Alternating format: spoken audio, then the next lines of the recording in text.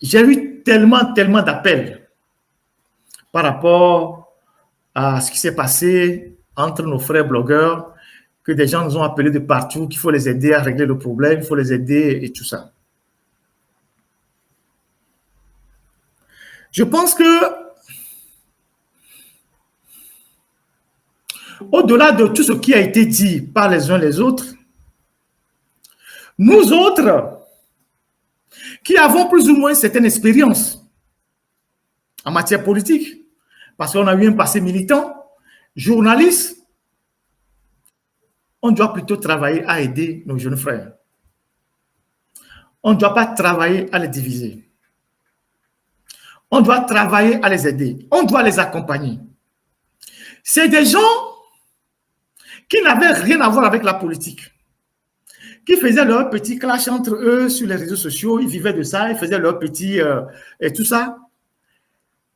Et que par des circonstances que vous savez, donc par l'arrestation de Amron, ils se sont retrouvés au devant de l'actualité politique, sous le feu des projecteurs.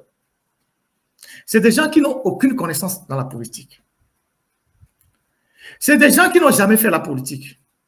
Mais il se fait qu'aujourd'hui, c'est eux qui se retrouvent des donneurs de mots d'ordre pour que le pays bouge. Autant qu'ils sont. Ils sont avec leur force et leur faiblesse. Ils sont avec leur passé et leur présent. Chacun d'entre eux a un caractère trempé. Ils ont le sang chaud parfois. Ils réagissent parfois de façon impulsive.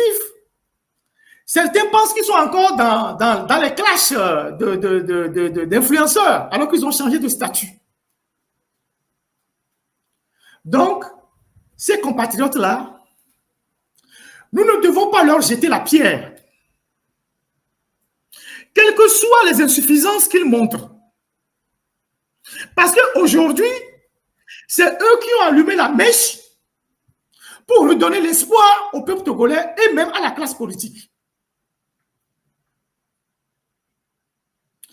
Moi, il y a des gens qui m'ont abordé. Je continue de recevoir des coups de fil des gens qui disent « Ferdinand, tu as vraiment une voix crédible au Togo. Tout le monde t'écoute au Togo.